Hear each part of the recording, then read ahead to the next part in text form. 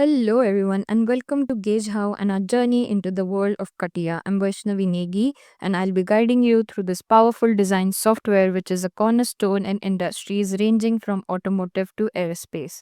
CATIA is one of the most powerful tools in the world of CAD design, widely used in the industries for its advanced features.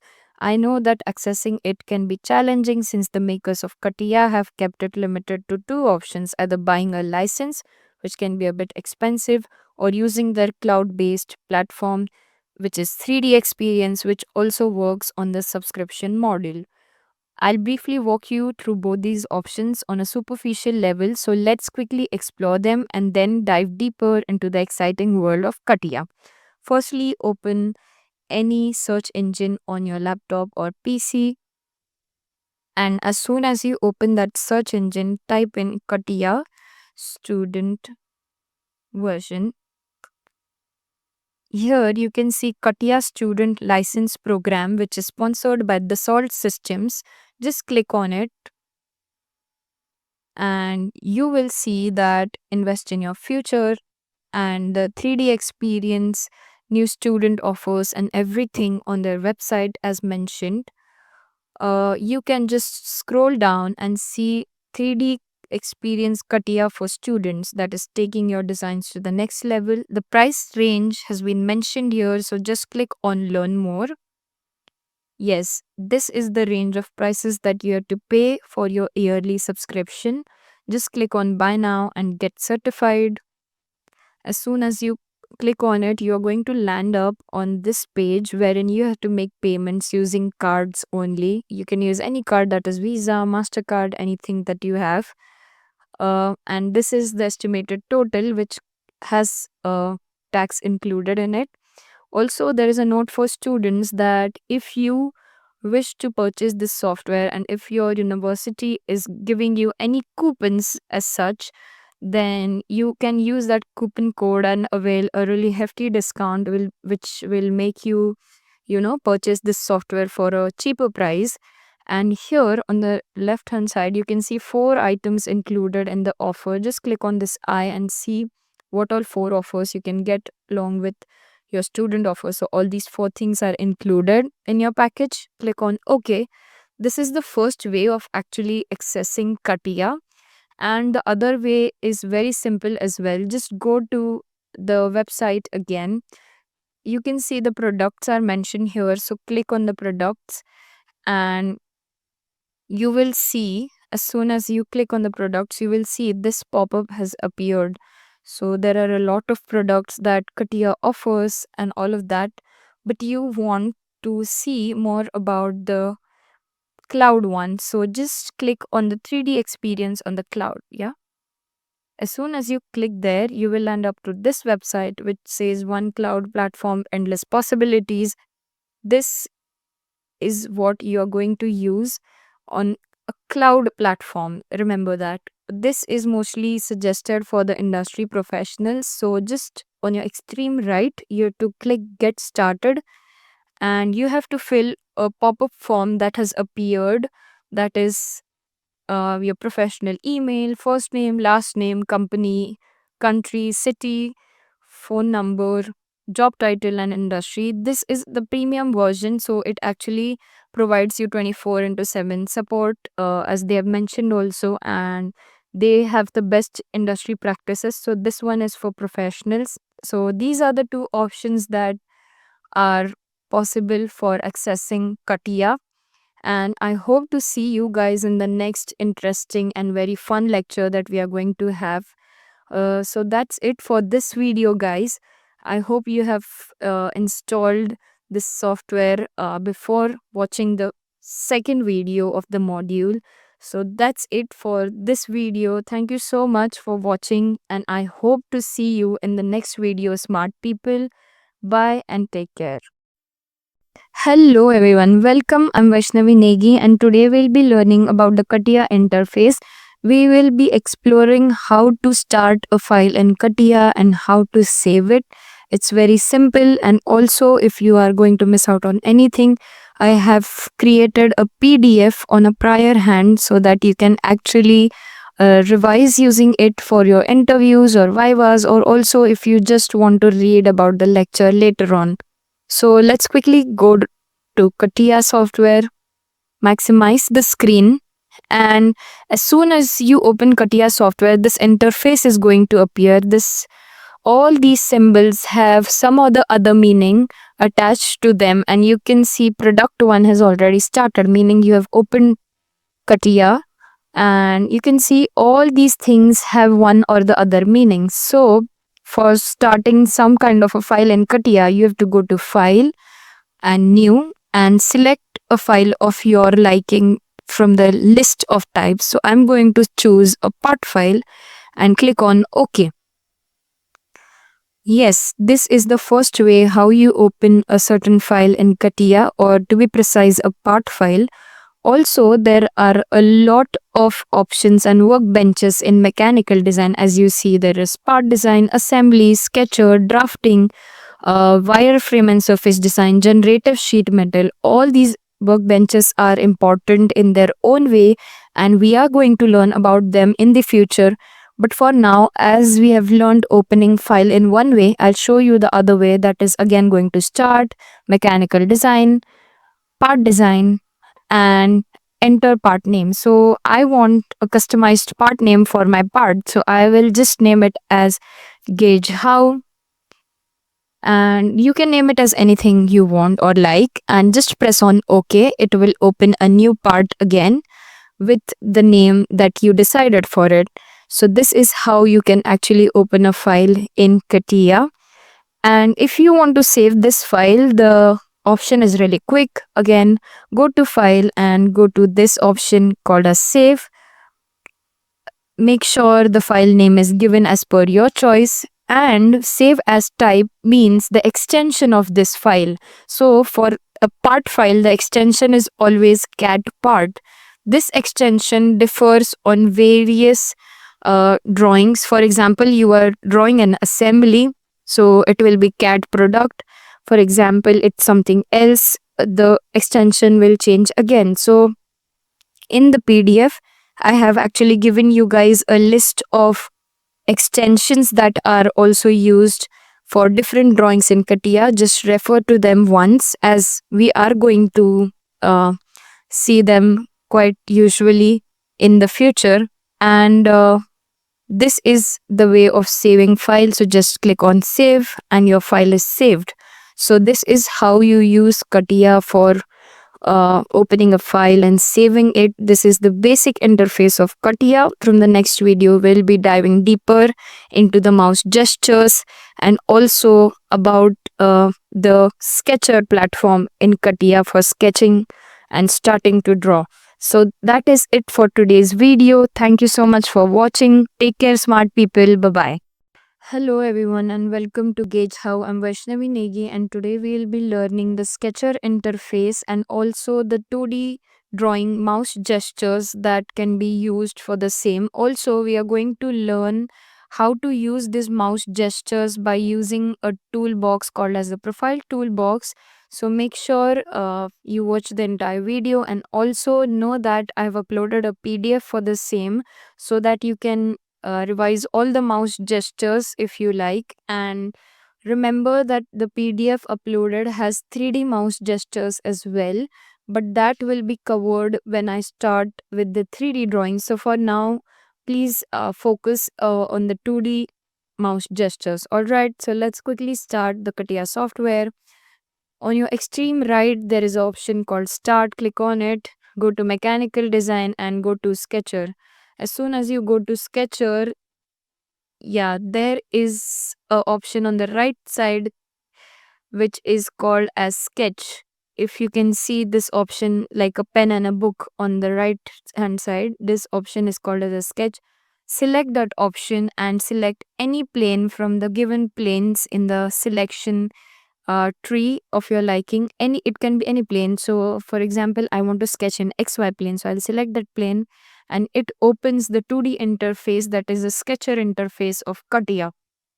Like I said, profile toolbox is one of the most important toolboxes in Katia, and we are going to use this for a long time now. So make sure that you watch the video carefully. First tool that I'm going to use today is Profile, and Profile tool is pretty similar to a mixture of line tool and arc tool. So this tool is pretty different than the normal tool. So just click on the Profile tool and start with drawing. That is, I'll draw a horizontal line, a vertical line, and then a horizontal line again. And now I want something like a arc to close this figure. So I'll just select a tangent arc, but you can also select a 3 point arc, but I'm selecting a tangent arc for now, just like that, and then I'll close this figure. So this is how you can use the Profile tool for drawing lines as well as arcs together without exiting that command in total. Now I want to drag this figure somewhere. So what I'm going to do is simply click the middle button of your mouse and drag it to whatever side you want. On the left side, on the right side, it can be anyway. Also, if you want to zoom this figure using your mouse, just go to this bottom bar, which includes a magnifying glass with a plus symbol. Just press that and it zooms in your figure. And if you want to zoom out of this figure, just use this bar which zooms out the entire figure. Now I'm again dragging this figure to the extreme right. And now I want this figure to be in the center portion as it was. What I'm going to do is again go to this bottom bar, and there is going to be a command that says fit all in. Just click on that command, and as soon as you click on that command, this figure will again appear on the middle. Now, if you want to zoom in and zoom out using your keyboard, you just have to press Control and middle button of your mouse, and if you drag it forward, it is going to zoom it, and drag it behind, it is going to zoom out. So these are the important features of 2D drawing. These are the only features and gestures of mouse used. From the next drawing, we will be actually using all these features, that is the rectangle, circle, spline, oval. I show you by drawing all these symbols how to use them, and from the next drawing we are going to draw all of these and also practice some other drawings with measurements, with proper measurements. So do not worry, and make sure that you have practiced the mouse gestures by drawing this kind of a figure using the Profile tool. So yeah, that's it for today's video. I hope to see you in the next video. Keep watching Smart People. Take care and have fun. Hello everyone, welcome to Gauge How, and today in this video we are going to continue learning the basic of the Profile toolbox. Also in this video we are going to see how to give dimensions and what do these dimensions exactly mean. Along with that, we are going to learn how to change units for a certain drawing or geometry that you like. So let's quickly get started. Go to start option, go to mechanical design and sketcher like you did in the previous video. uh, Now go to the option of sketch. Select any plane of your liking for sketching. I'm selecting XY plane. Yes, I'm selecting XY plane. Now you can see the Profile toolbox can be dragged here. Yeah. And you can see we were done with the Profile tool. Now today we are going to start with the rectangle tool. Just click on rectangle. Start drawing from here and drag it, and your rectangle is done. Now you will notice that the color of the lines are green and white. You will say, Vaishnavi, why is this so? So let me tell you, the green color stands for a fully constrained geometry, while the white line stands for an under constrained geometry. Now what is a constraint? A constraint is nothing but a dimension given to your geometries so that it becomes constraint or dimension basically. Okay, so let's quickly learn how to give constraints to your geometry, how to basically just give lengths, angles, radius, diameter, or radius and diameter for ellipses, or how to give length for a line. Let's quickly learn this today using our Profile toolbox. All right, so firstly I want to give a dimension to this vertical line. But you will say that, Vaishnavi, again, how is this line green if you give no dimensions? So Let me tell you, I've started drawing these two lines from the origin. So origin always starts from OO, that's why they have constraints. But I will change these constraints according to your liking. So let's quickly go to the option of constraints at the top. Make sure you find the right option. Click on it and click on the line you want to give constraints. So I want to click on this vertical line, select it, drag it, and click here. Now I want to change the constraints. I don't want it to be 8.408. Alright, double click here, and as soon as you double click, constraint definition box appears. That means you can change your value accordingly. Now I want to change this value from 8.4087 centimeters to 10. So I click 10 and I'll click enter on my laptop, and yes, the geometry has changed its value to 10 centimeters. Now I want to change the constraint for the horizontal line as well. So again, go to constraints, click on the horizontal line, drag it, click, double click here again, and make it, for example, 20, and press enter on your laptop. Yes, now the geometry is fully constrained. You can see the color has turned into green. But what would happen if I just give extra constraints here, like keep giving constraints here? Let's check out. Okay, constraint. Oh no, the figure has turned pink, meaning your geometry has become over constrained. That is, you have given extra dimensions to your geometry. So there was actually no need of giving this, but I wanted to show you guys. So let's select that line again and press on delete on your keyboard, and your geometry has turned again to fully constrained. Also, make sure that if you want to change the dimensions of this vertical line, make sure you again click or double click on this 10 and keep changing the values likewise, because if you are going to give a new constraint here, it is going to make your figure over constrained. Now I suppose I want to draw a circle here, okay, but I don't want its units to be in centimeter. I want that units to be in mm. So how to change the units according to my liking? So let's quickly go and learn how to do that. So let's quickly go to tools. Go to tools, go to options option. After selecting this option, here in the options you're going to see something called as general. In general, there is a drop down list which says parameters and measure. Select that option. From that option on the right hand side, there is going to be a list of varied things that you can change, but I just want to change the units, so click on units. As soon as you click on units, this drop down has appeared. Now I want my lengths, all my lengths to be in mm. So I'll go select mm.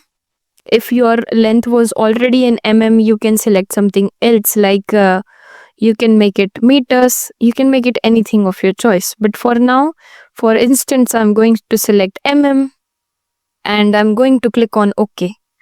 Yes, now all the dimensions will be in mm. Alright.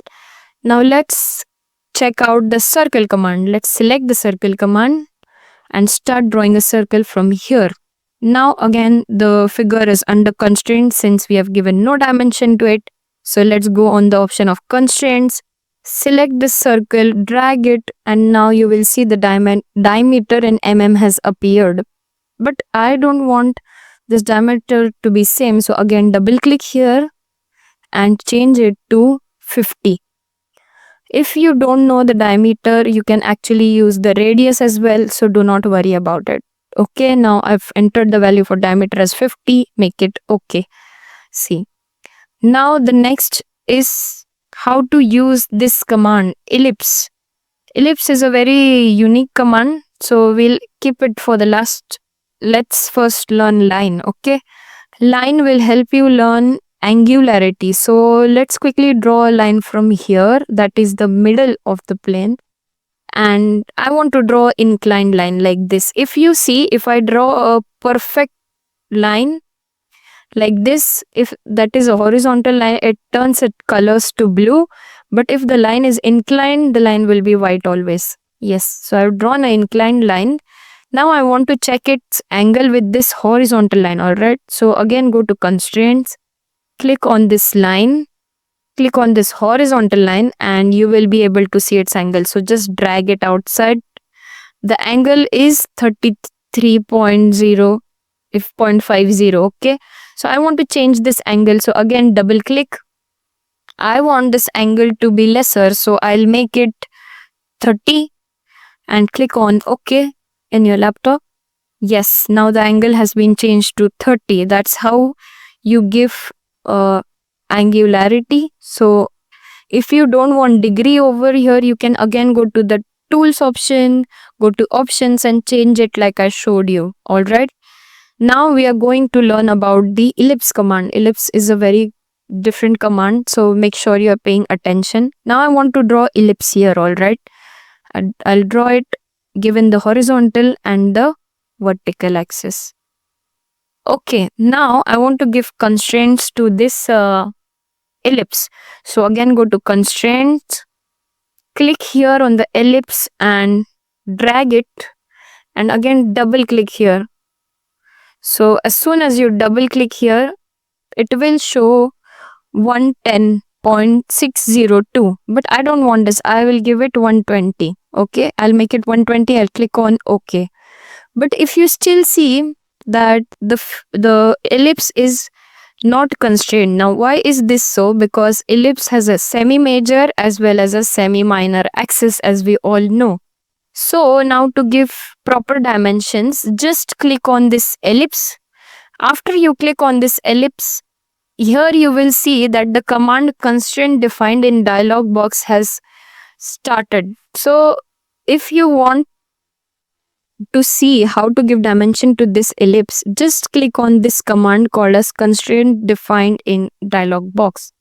As soon as you click there, it shows the option of semi minor axis. Because we have already given dimensions to the semi major axis, now you want to give it to the semi minor axis. So I want to switch it on and I want to make it OK.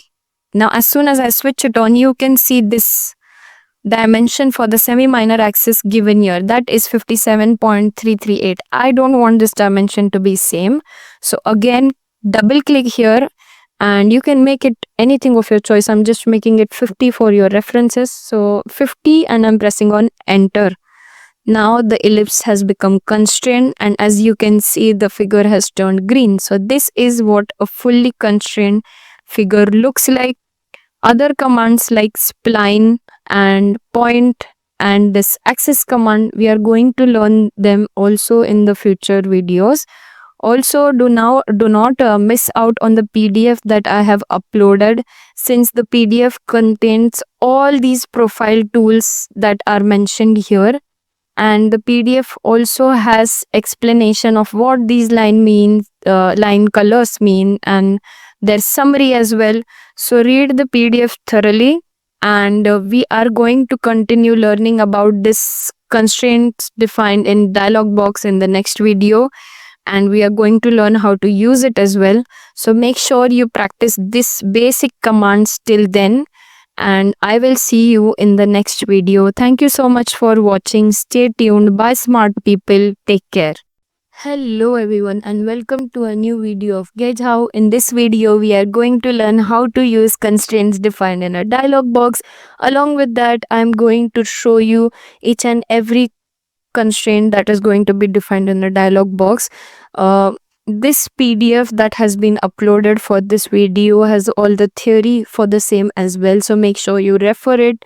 The reason I tell you to refer to this PDFs time and again is this time the PDF has extra practice drawings for you guys to refer to and draw them.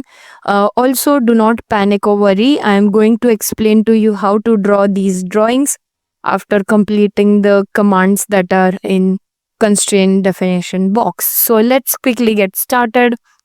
I'm drawing a line like this. Okay, and I'm drawing one more line like this. Now I've drawn these two lines, but I want these two lines to be parallel to each other. Now, what is parallelism between these two lines? The parallelism between these two lines is nothing but a relationship that I'm going to establish between these two lines. So, in the same manner, constraints that can be defined from a dialog box are nothing but the relationships that you can be giving to these two lines. So, what all relationships can we give to these two lines? We are quickly going to check them out.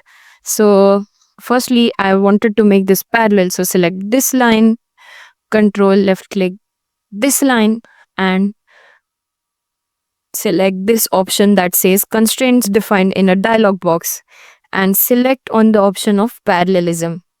Now the line has become parallel to each other, but I no more want the lines to be parallel. So just click on this parallelism option and delete it. Now I want these lines to be perpendicular to each other. So what I'm going to do is select on this line, control this line, and then again constraint define in dialog box and make them perpendicular. Yes, you can make them coincidence, you can fix them, you can give the length, you can know the angle, you can know the distance.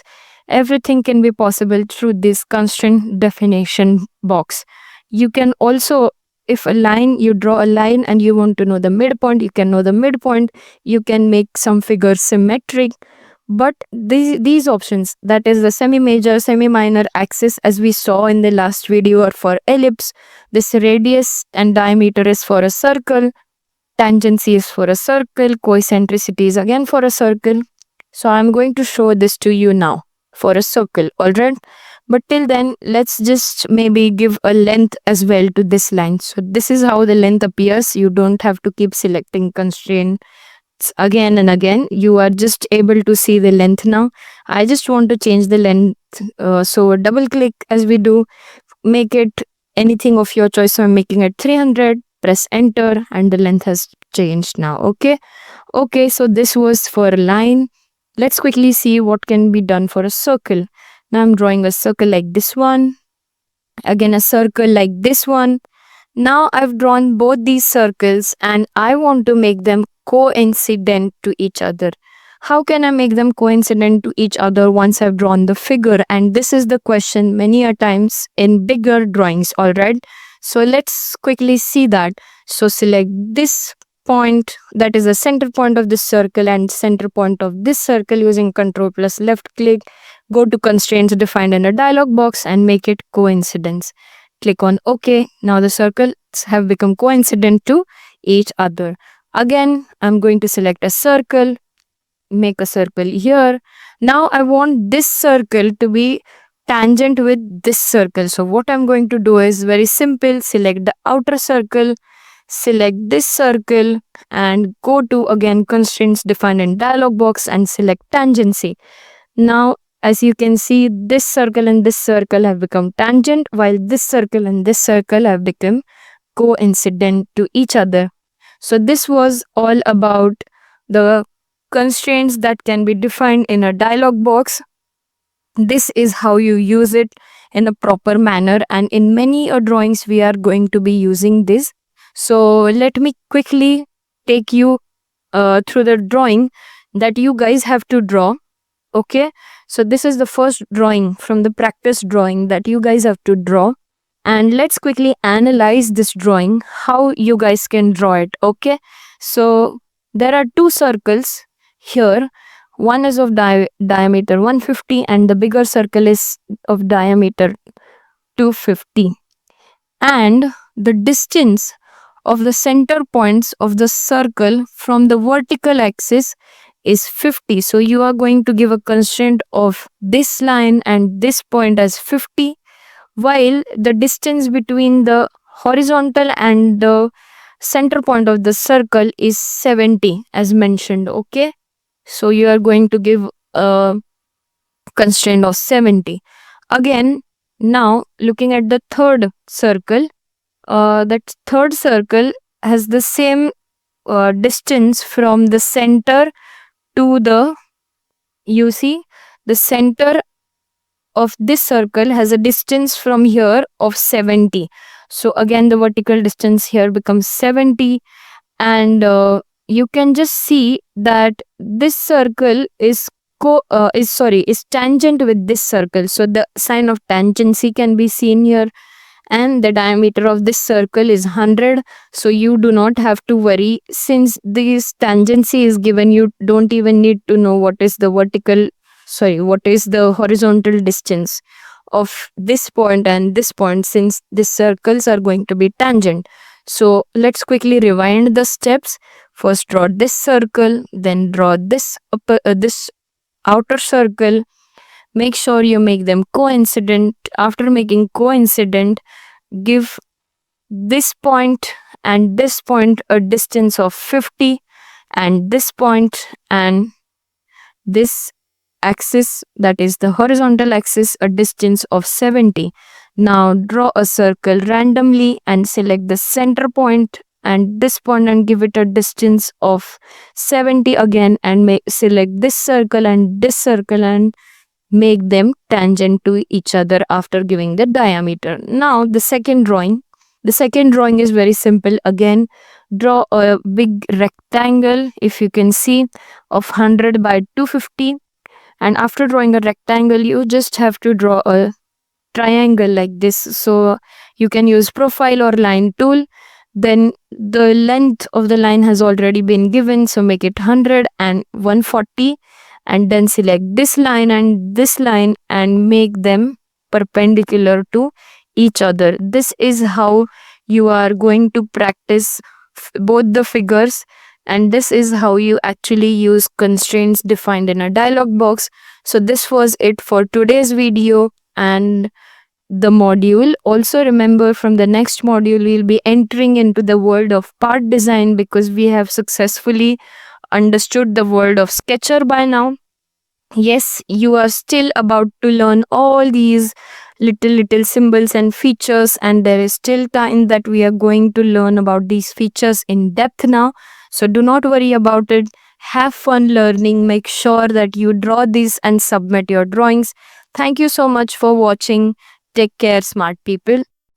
Hello everyone, welcome to Gauge How. I'm Vaishnavi Negi, and from today we'll be learning about part design. This module is going to be very important, as this module is the building block for the next module and also for feature designing, that is 3D modeling. So firstly, we are going to learn about the tools that are used in part designing. Along with that, we are also going to understand the difference between Sketcher and the part design environment. I have already shown you in previous videos how to start and access files in CATIA, but today I'm again going to show you how to start a part design file. Along with that, I'm going to explain to you the basic difference between both of them, and how this module is going to help you guys to learn better. All right, so let's quickly go and start CATIA. This is our environment. As soon as we start CATIA, go to start menu, go to mechanical design. Now here you can see different kind of workbenches. So for the last module we have been doing our drawings in Sketcher, and now we are going to learn about part design. So what is the basic difference between this Sketcher and our part design? So let me tell you that in Sketcher, everyone is bound to do 2D designing, meaning 2D drawings or two dimensional drawings. Whereas in part designing, we are going to learn more about 3D drawings and also some features or advanced tools, so that we can actually start our 3D modeling of our parts. All right. So, both these things. So, the first building block is Sketcher, the second building block for you guys is part design, and the third building block is going to be our assembly design. And this is how you are going to master the basics of CATIA.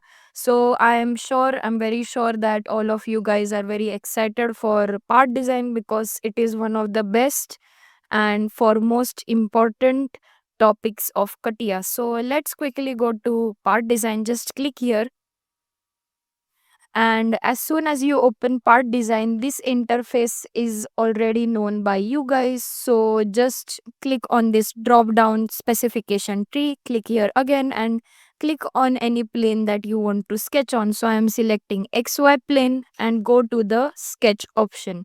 As soon as you select sketch option, again the same screen that we used to see in Sketcher has arrived. I am going to tell you how this interface is different from the 2D Sketcher interface.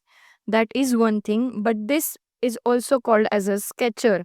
So basically, we sketch here in the sketcher of part designing, and then after exiting this workbench, if you can see this option right here at the extreme right, exit workbench. So after we exit this workbench, we land up to a 3D modeling interface, and that is how part designing becomes different from our 2D designing. All right. So this is it. This is the introduction of the entire module. Now, in the last module, we learned about this toolbar, if you remember, which is also called as the profile toolbar. But now we only, if you remember, in the last videos, we just saw the superficial level. I mean, we just saw one type of a rectangle, one type of circle, only one type of ellipse, and so on. But now we are going to explore all these commands one by one in depth. So if you click on this small arrow, you will see a drop down. So we are going to learn more about rectangle, then oriented rectangles, how to draw them, parallelogram, and so on and so forth. So we are going to do this for the entire profile toolbar. Then along with that, we are going to learn more about the trim operations, what is trimming, what is mirroring, and so on. So all these operations we are going to learn, and then we are going to start our 3D modeling. So stay tuned for this module. I know that you guys are going to love this module and enjoy it so much. And trust me, after learning these operations, you are going to think that Katya is has become 10 times easy than it was. So uh, I'll quickly just drag them here again, and I will show you how to exit this workbench and what the 3D interface looks like exactly, and then we can continue the next videos. All right, so I'm just going to exit the workbench, and this is the 3D interface where we are going to use a lot of different commands again. So this was it, and this was the overview about part designing. Do not worry, we are going to learn it one by one, step by step, and make sure you carefully again go through the PDFs, because they are going to provide you with a very value packed content that you can actually refer to while revising for the same lecture. All right, so refer to the PDF as well, and I hope to see you guys in the next video. Thank you so much.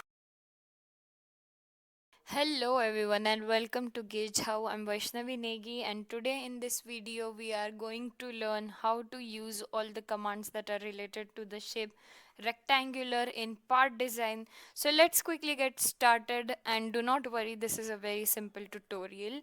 Also you will be exposed to all the shapes that are included with it. So let's quickly get started. Go to start, mechanical design, part design, and as soon as you land up to part design, just select any plane of your choice. I'm selecting this plane, and after selecting this plane, that is a ZX plane, I'm going to click on sketch, and let's quickly see all these shapes that are related to our rectangular shape.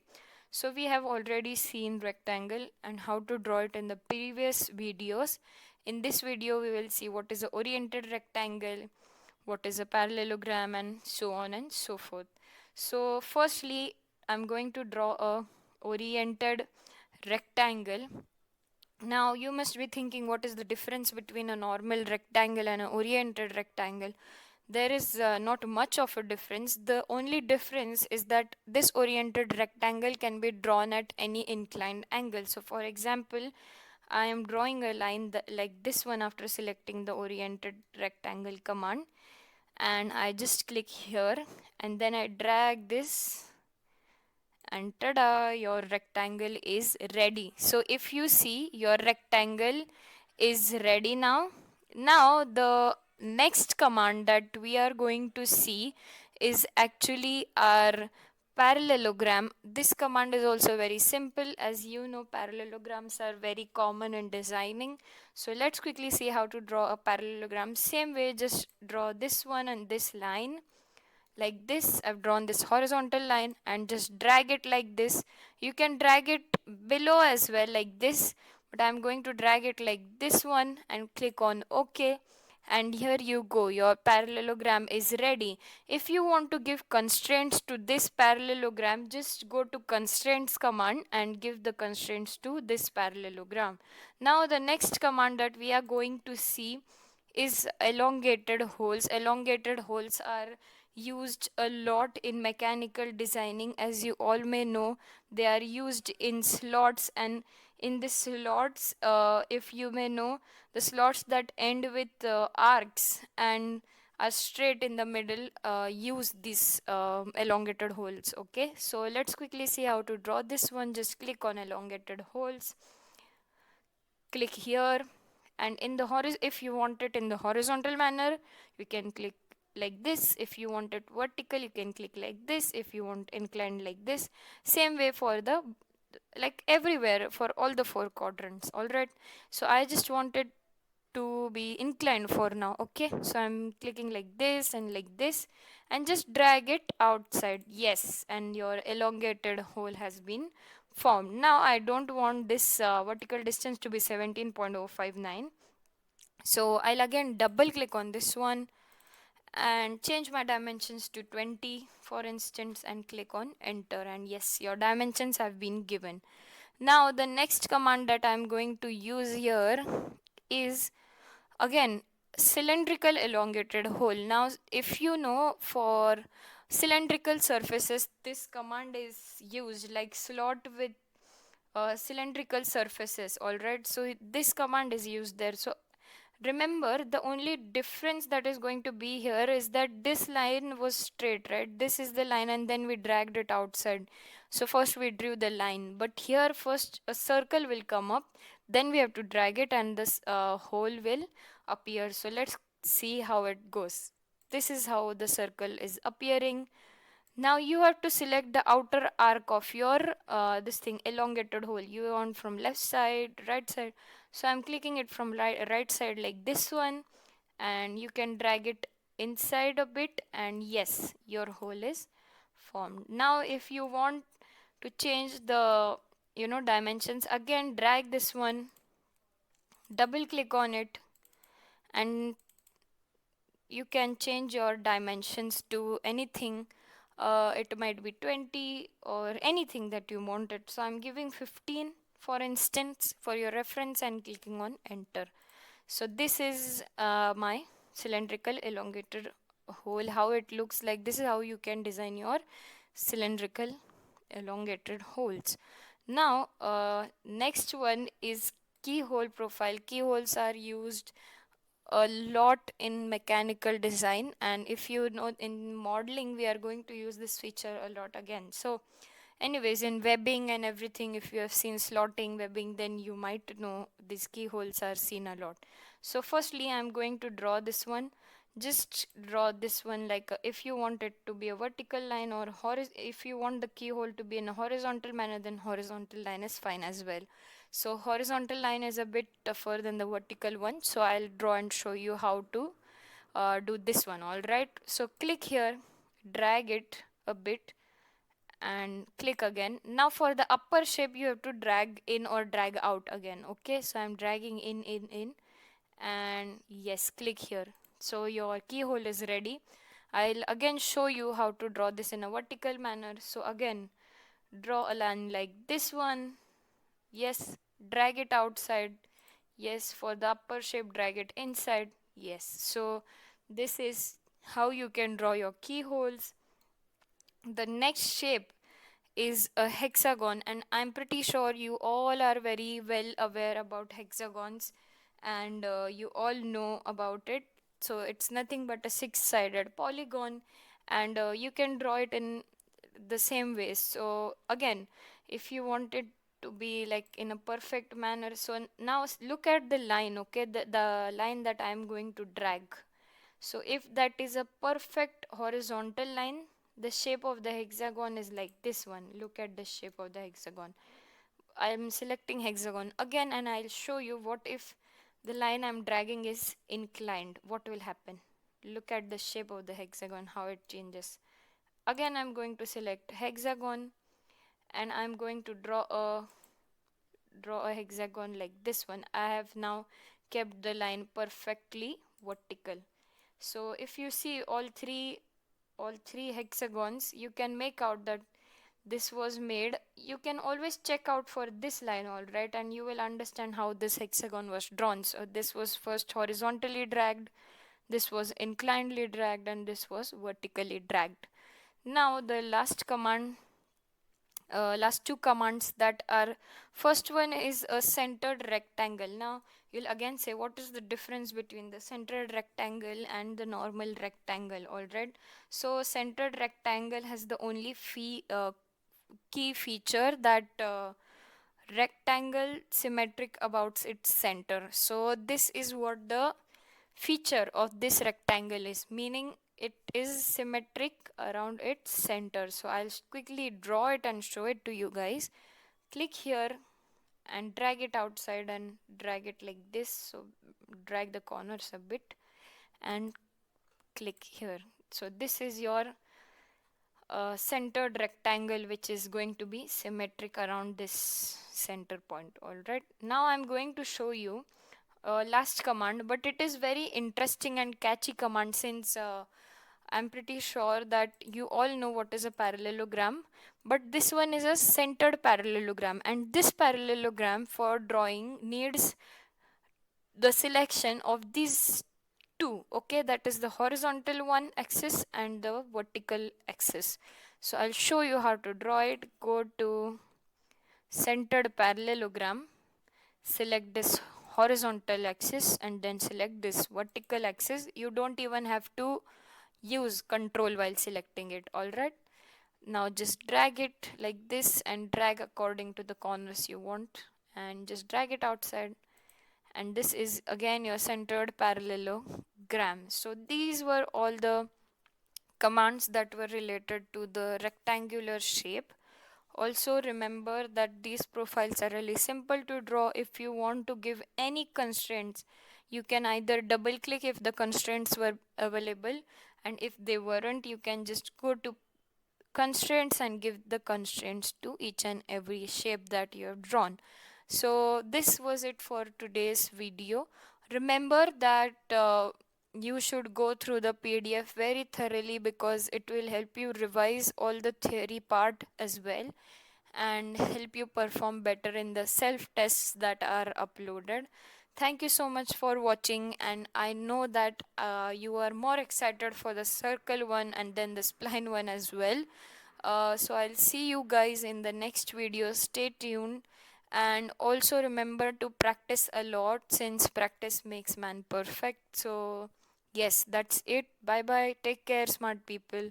Hello everyone, and welcome to Gauge How. In this video we are going to cover everything about the circular shape command and whatever other shapes that it involves. In the last video we already covered rectangular shape, so please make sure that you have practiced it well. And let's quickly get started. Go to start, mechanical design, part design, and as soon as you go to part design you will see this drop down has come up. Like always, select any plane and start sketching. Okay, now we are going to see about the circle command. So we have already completed circle, and let's go to the drop down.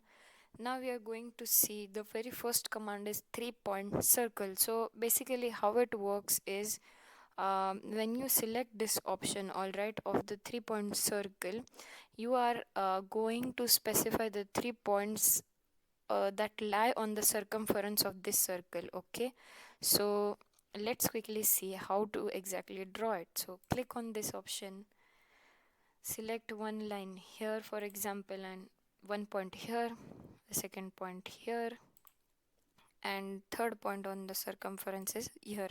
So your 3-point circle has been created.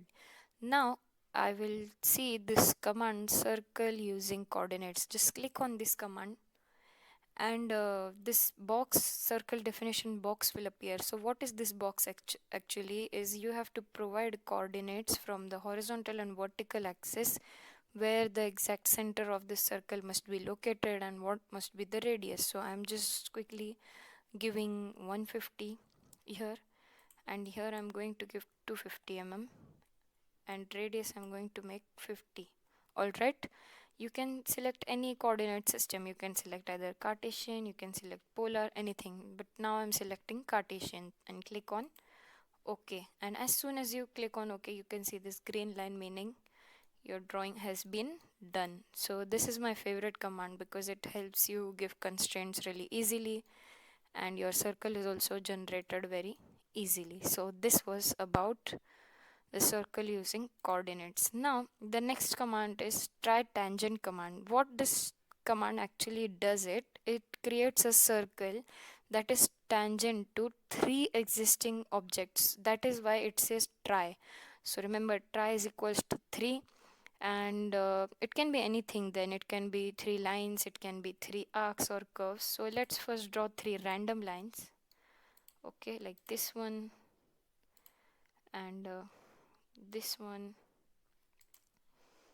and maybe this one. Okay, I've drawn three random lines. Now I want a circle which is tangent or tritangent. All right, so let's click on that option, select this line, and this line, and see, it will create a circle which is tangent to all these three lines. Alright, you can do the same with curves as well. Now I'm going to show you what is 3-point arc with starting limits. For example, I want a arc to be drawn between this line and this line. So I want it to have a starting limit, that is a starting point. So I want to start it from this point, hence I will use this command and show you how to use it also. So yes, 3-point arc starting with limits. So let's click on that option. First limit is this one, and second point is this one, and the third point will be the curvature. So I'm clicking like this one, and here you go, 3-point arc with limits. Now I'm going to show you what is a 3-point arc without limits. That is, you can randomly click anywhere. For example, I'm clicking here, here, and then here. So again, this is the 3-point arc. Simple, like you don't need any limits for this one. You can give any limit of your choice. All right, so we are going to see the next command, that is nothing but a arc. This command is nothing but used to generate a arc. All right, and you can define the arc by either specifying the start point or end point and the radius.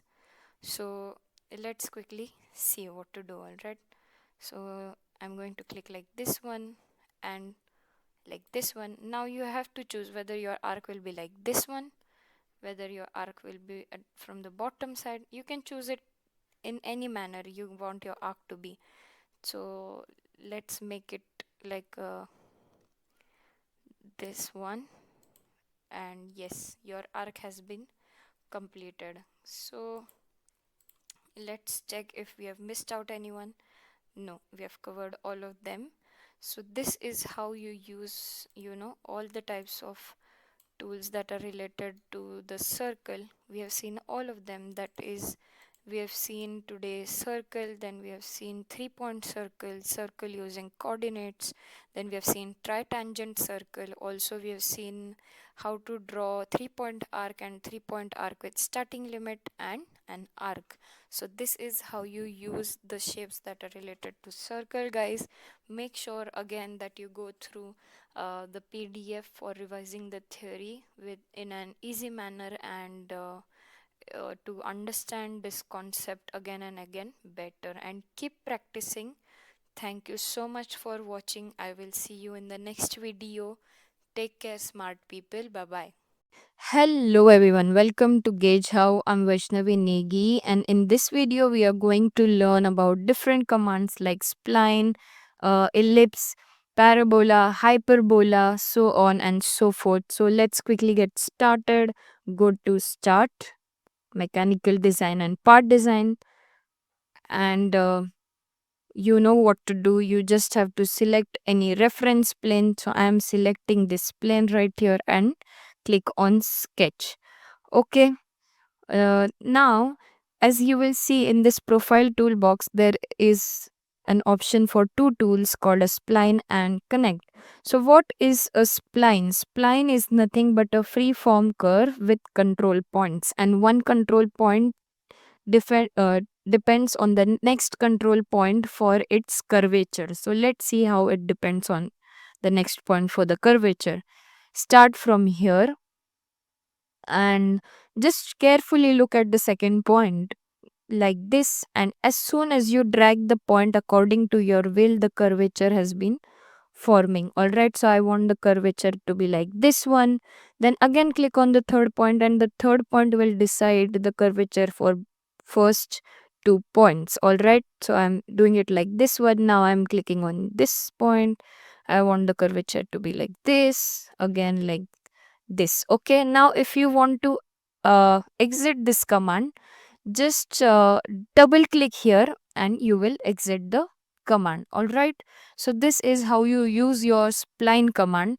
Now what is a connect command? Okay, connect command is nothing but a command which connects to either lines or curves. Okay, it is a very simple command, and it offers curvature continuity basically. So when you are designing in aerodynamics design, or when you are designing smooth transitions, this is very advanced drawing, by the way.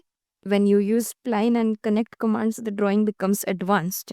So even though I'm just wanting to give you a basic idea about them, so let's quickly see how to use this connect command. So click on connect, click on this first point and click on the second point, and you can see this is connected. So this is how you use your connect command. Now uh, we have already seen how to use an ellipse in the previous video by giving semi major and semi minor axis, but in this video, we are going to learn about parabola by focus. Now, if you know, parabola by focus is given using focus and its vertex, okay? And the vertex will be responsible for its curvature. So, let's quickly see how to do this. Click here. If you want the curvature like this, so create like this one and start creating your curvature like this, and from here to here. So this is what my parabola by focus looks like. Now the next one is my hyperbola by focus. And remember, hyperbola by focus is nothing but a two branch curve by using our focus. Okay, and also it is defined by focus, vertex, and some asymptotes, if you know. Okay, so let's quickly see how to draw it. Again, I'm going to drag the screen here a bit so it is a free space. Okay, now again, like this one, now click here like this, and then you decide your curvature like this one. I want it to be like this. Okay, and from here to here like this. So you can see this is your hyperbola by focus. Now what is a conic? You might be thinking, what is a conic? Conic is nothing but a curve from 3 points and one tangency. So let's look how to basically draw this conic. So in total it has 4 clicks, that is 4 points that we are going to make, and it is flexible for creating any conic section. So maybe any geometrically balanced curves might be the reason that we are using this conic. So we'll look for it in the future designs, but let's first see how to use this one. So let's go to conic, select it. Now let's create a line like this one and this one, and create a line from here to here and just drag it. Yes, and this is your conic section. So this was everything about how to use spline, how to use a connect option, how to use ellipse, parabola by focus, hyperbola by focus, and conic. So this was it for this video. In the next video, we are going to learn about the operation toolbox, the entire toolbox. All right, we'll be covering everything about this, and then after learning about the operation toolbox, we are going to learn about the line command, complete line command, the axis command, which I have not shown you in the past videos because I wanted to save it for the last video, since once you learn this operation commands you will understand the use of this axis command better, and this other operations command. So we are going to learn all these things in the last two videos of the module, and then we finally start with the advanced drawing, which everyone is going to be excited for. So that's it for the video. Refer the PDFs time and again carefully, revise them and use them for attending the self test so that you can score better. That's it. Thank you so much for watching, and I hope to see you all in the next video. Take care, smart people.